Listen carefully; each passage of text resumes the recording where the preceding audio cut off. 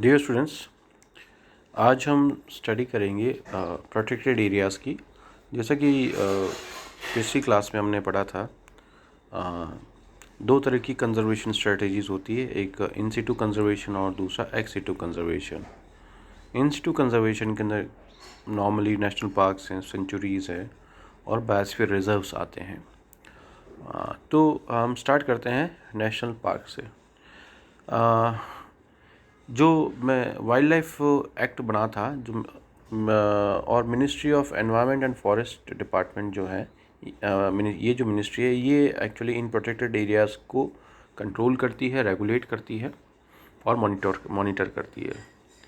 So under the Wildlife Act, national parks are given a higher level of protection and no human use activity is permitted within them. The Act specifies that no person shall destroy, exploit, or remove any wildlife from a national park or destroy or damage the habitat of any wild animal or deprives any wild animal of its habitat within such national park except under and in accordance with a permission granted by the chief wildlife warden, and no such permit shall be granted unless the state government being satisfied that such destruction, exploitation or removal of wildlife from the national park is necessary for the improvement and better management of wildlife therein, authorizes the issue of such permit. Section 35(6) of the Act. Also, no private land holding or right is allowed within the national park. तो national park ऐसे protected areas हैं जहाँ पर किसी भी प्रकार की human activities बिल्कुल भी अलाउड नहीं है। ह्यूमन एक्टिविटीज़ से मतलब हंटिंग, फॉरेस्ट्री, एग्रीकल्चर, किसी भी प्रकार की एक्टिविटी स्ट्रिक्टली प्रोहिबिटेड रहती है। वहाँ पर जो भी वाइल्ड लाइफ वहाँ पर है वो वाइल्ड लाइफ प्रोटेक्टेड रहेगी। उस क्षेत्र में जो भी वाइल्ड एनिमल्स हो या इवन जो प्लांट्स हैं, अब क्योंकि जब उस एरिया में ह्यूमन एक्टिविटीज़ नहीं हो रही है, हम एनिमल्स को प्रोटेक्ट कर रहे हैं, तो वहाँ पर जो वनस्पति वो भी अपने आप वो भी प्रोटेक्टेड हो रही है, क्योंकि उनका दोहन भी नहीं किया जाएगा या ना अलाउड नहीं है। तो ये काफ़ी कड़े नियम होते हैं नेशनल पार्क्स के, और इंडिया में बहुत सारे नेशनल पार्क्स हैं। भारत में अपने राजस्थान में भी Ranthambore national park, desert national park, Keoladev national park, ये काफ़ी वेल नोन नेशनल पार्क्स हैं। जैसे इस स्लाइड के माध्यम से आप देख सकते हैं कि जगह जगह आपको जो ग्रीन सिंबल्स हैं वो इंडिया के कुछ इम्पॉर्टेंट नेशनल पार्क्स को शो रिप्रेजेंट कर रहे हैं। For example, Ranthambore National Park is very popular and one of the prominent and important national park of India, and it is renowned for its tiger, protection of tiger. जो project tiger चला था, उस project tiger में tigers जो कि endangered category के अंदर हैं और काफ़ी थ्रेटेंड स्पीसीज हो चुकी थी, तो उनको प्रोटेक्ट करने के लिए प्रोजेक्ट टाइगर्स इनिशिएट किया गया था। और आज की स्थिति में, आज की जो करंट सिचुएशन है, इनकी पॉपुलेशन अच्छी खासी है, तो यहाँ पे टूरिज्म एक्टिविटी को अलाउ किया जाता है। Sanctuaries are accorded a lesser level of protection and grazing and some community or individual rights can be permitted under the Wildlife Act. National parks are fully protected from all human disturbances and consequently correspond to revised category of the IUCN categorization system for protected area. A sanctuary where grazing and various other rights can be permitted correspond to IUCN category 4 habitat. and centuries को थोड़ा सा हम कह सकते हैं कि जो कि लेसर लेवल ऑफ प्रोटेक्शन मिलता है। जो प्रोटेक्शन नेशनल पार्क में है उतना प्रोटेक्शन या उतना फोकस सेंचुरी पर नहीं किया जाता है। हाँ, यहाँ पर कुछ हद तक, कुछ एक लिमिट तक ह्यूमन एक्टिविटीज़ अलाउड है। जैसे वहाँ के लोकल पीपल्स या जो आसपास के जो उस क्षेत्र जो सेंचुरी वाला एरिया है या उस सेंचुरी के एरिया के आसपास की जो विलेजेस हैं या जो विलेजर्स हैं, ये वो वहाँ पर लोकल एक्टिविटी कर सकते हैं, चाहे जैसे कि ग्रेजिंग है या collection of for example would है, फॉर फायर वुड है, तो इस तरह की चीज़ें वहाँ पर अलाउड है। अब तो चित्तौड़गढ़ के अंदर भी काफ़ी सेंचुरीज हैं, जैसे सीता माता सेंचुरी है, बस्सी वाइल्ड लाइफ सेंचुरी है, बहसोडगढ़ वाइल्ड लाइफ सेंचुरीज हैं। तीसरा जो प्रोटेक्टेड एरिया है वो बायोस्फीयर रिजर्व ऑफ इंडिया है, जिसको बायोस्फीयर रिजर्व्स कहते हैं। Biosphere reserves are special environments for both people and the nature and are living examples of how human beings and nature can coexist while respecting each other's need. ये एक different nature का है। National park और century से काफ़ी भिन्न है। यहाँ पे कुछ अमाउंट में हम ह्यूमन एक्टिविटीज़ को अलाउ करते हैं और फोकस ये किया जाता है कि किस तरीके से ह्यूमन और नेचर आपस में एक दूसरे से लर्न करें, इंटरेक्ट करें। The UNESCO has introduced the designation of biosphere reserve for natural areas to minimize conflict between development and conservation. Globally, 621 biosphere reserves representing from 117 included in the network so far. जो UNESCO जो organisation है, उसने natural areas कुछ natural areas को designate किया है biosphere reserve के नाम से, जहाँ पर एक कंट्रोल किया गया है कि हमें डेवलपमेंट के साथ साथ कंजर्वेशन भी हो, तो दोनों के बीच में कॉन्फ्लिक्ट नहीं हो, क्योंकि जहाँ डेवलपमेंट होगा, जहाँ विकास होगा, तो ऑब्वियसली वहाँ पर नेचुरल एरियाज़ में कोई ना कोई विनाश होगा। हम वहाँ के फॉरेस्ट को डैमेज करके अर्बनाइजेशन कर सकते हैं, या कोई रेलवे लाइन बिछाते हैं, या कोई हम डैम अगर हम क्रिएट बनाते हैं, तो ऑब्वियसली वहाँ की लोकल फ्लोरा फोना पर एक इफ़ेक्ट पड़ता है। तो इसको हमको कॉम्प्रोमाइज़, इसको हमें बैलेंस करना है। तो बेसिकली बायोस्फीयर रिजर्व का यही मोटो है कि डेवलपमेंट के साथ साथ हम कंजर्वेशन को भी फोकस करें। तो ये कुछ क्राइटेरियाज़ हैं कि क्या क्राइटेरियाज़ होते हैं बायोस्फीयर रिजर्व को डेजिग्नेट करने के लिए, जो आप इसको स्टडी कर सकते हैं। जो मेन टॉपिक यहाँ पर इम्पॉर्टेंट है वो है कि हम बायोस्फीयर रिजर्व का स्ट्रक्चर कैसा होता है। तो बायोस्फीयर रिजर्व, कोई भी बायोस्फीयर रिजर्व हो, इसको 3 भागों में डिवाइड किया जाता है, कोर जोन, बफर जोन और ट्रांजिशन जोन। तो 3 इनमें अलग अलग जोन्स होते हैं, हर जोन में डिफरेंट टाइप की एक्टिविटीज़ होती है। जो कोर जोन है, core zone must contain suitable habitat for numerous plants and animal species including higher order predators में एंड में conserve centre for endemism. Core zone क्या है कि सबसे जो हम कह सकते हैं कि मेन पार्ट होता है बायोस्फीयर रिजर्व का, और उसका उस जोन के अंदर स्ट्रिक्टली हम प्रोटेक्शन से रिलेटेड वर्क करते हैं कि वहाँ पर जो वाइल्ड लाइफ है उसको प्रोटेक्ट करना उसका मेन मोटिव होता है। वहाँ पर ह्यूमन प्रेशर, जो भी ह्यूमन इंटरफेरेंस से उसको बचाया जाता है। Buffer zone are the adjoining around the core zone. Core zone के बाहर वाला जो भाग है, जो कोर जोन है, उसके बाद का जो भाग है उसे हम बफर जोन माना जाता है, बफर जोन कहा जाता है। Uses and activities are managed in this area in this way that help in protection of core zone in its natural condition. These uses and activities include restoration, demonstration, uh, sites enhancing value addition to the resource, limited recreation, tourism, fishing, grazing, which are permitted to reduce its effect on core zone, research and educational activities. हाँ, तो जो core zone है वो strictly protected areas हैं, और जो buffer zone है, buffer zone के अंदर फिर भी कुछ अमाउंट तक हम लिमिटेड ह्यूमन एक्टिविटीज़ अलाउ करते हैं, खास करके कोई एजुकेशनल एक्टिविटी हो, रिसर्च एक्टिविटी हो, या टूरिज्म एक्टिविटी जो है वो वहाँ पर अलाउड होती है।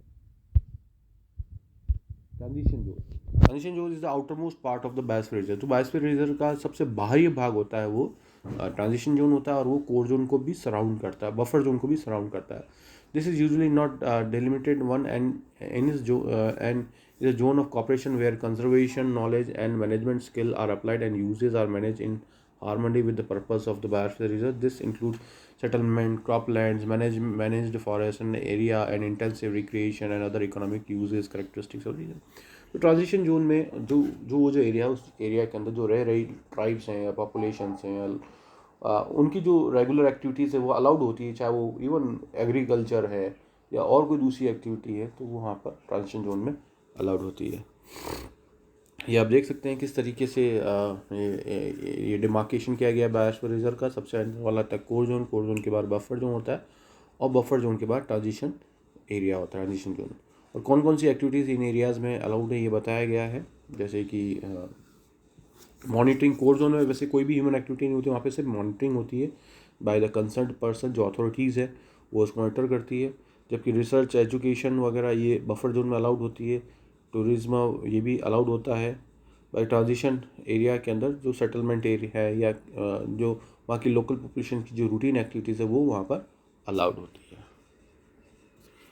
This is the list of biosphere reserves in India, की भारत में जो बायोस्फीयर रिजर्व हैं लगभग 18 बायोस्फीयर रिजर्व्स हैं, उनकी ये लिस्ट दी गई है।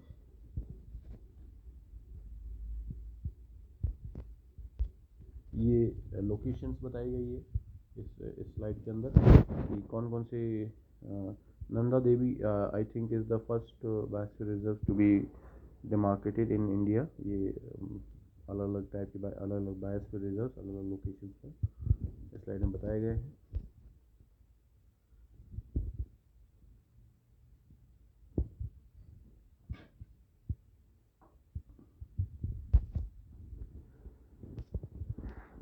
तो हमने देखा किस तरीके से ये इन सिटू कंजर्वेशन के अंदर हम तीन इम्पॉर्टेंट प्रोटेक्टेड एरियाज़ हैं, जैसे कि नेशनल पार्क्स हैं, सेंचुरीज़ है और बायोस्फीयर रिजर्व्स हैं। जबकि एक्स सिटू कंजर्वेशन है उसको हम ऑफ साइट कंजर्वेशन कहते हैं। और ये ऑर्गेनिम्स का जो कंजर्वेशन उनकी नेचुरल हैबिटेट से दूर किया जाता है under the strict monitoring of the experts जो भी है उनके अंडर भी किया जाता है।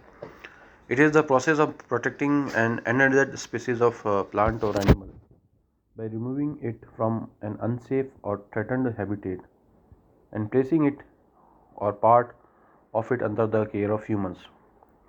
While ex situ conservation is comprised of some of the oldest and best known conservation methods known to man, it also involves newer, sometimes controversial laboratory methods.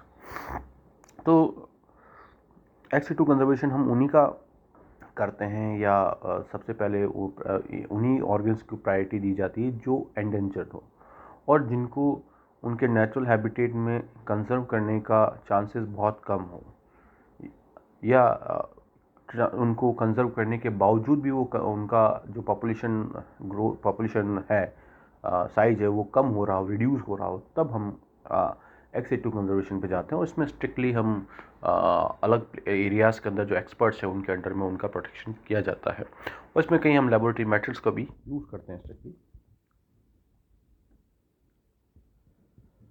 तो इनको अब हम एक नई लोकेशन में रखते हैं, जैसे कि बॉटनिकल गार्डन्स हैं, ये एक जूलॉजिकल गार्डन्स हैं या कैप्टिविटी, जब क्लोज कैप्टिविटी में रखा जाता है, जीन बैंक से सीड बैंक से, ये सारे के सारे मेथड्स हैं ex situ conservation के। जैसे zoos and botanical gardens are the most conventional methods of ex situ conservation, all of which household protected specimens for breeding and reintroduction into wild when necessary and possible.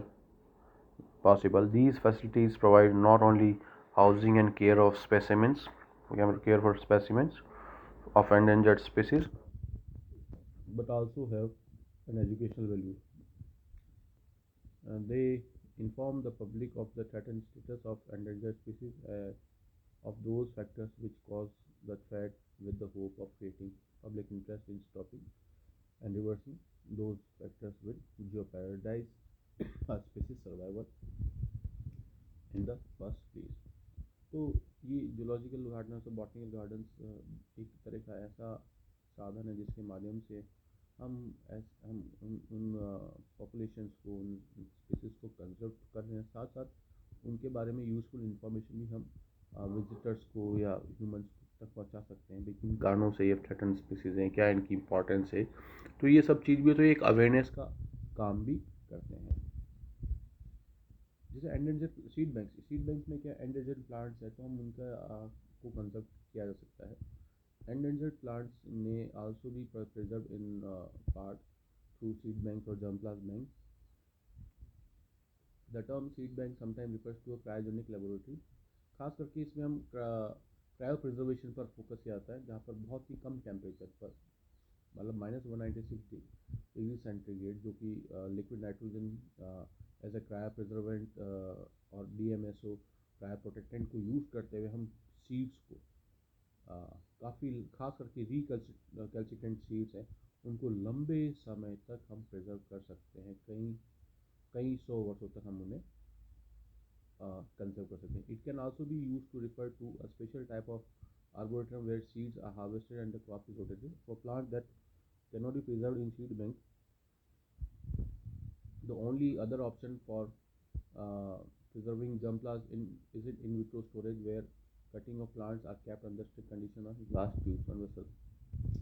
Jin plants को हम cryo preserve नहीं कर सकते तो हम उनको in vitro condition या tissue culture technique को यूज़ करके भी हम कर सकते हैं.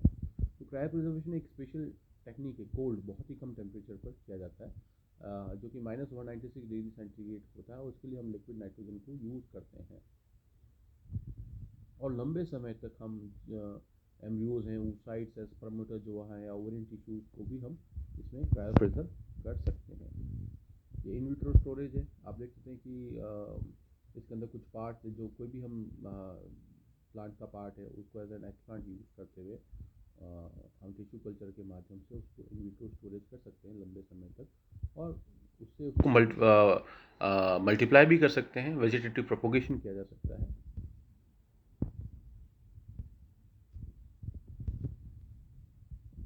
तो आज हमने देखा किस तरीके से हम कंजर्वेशन स्ट्रेटजीज को यूज़ करते हुए कंजर्वेशन किया जा सकता है, इन सिटू कंजर्वेशन और एक्स सिटू कंजर्वेशन. अगली क्लास में हम इससे आगे बढ़ेंगे और कुछ और एस्पेक्ट्स इसके देखेंगे.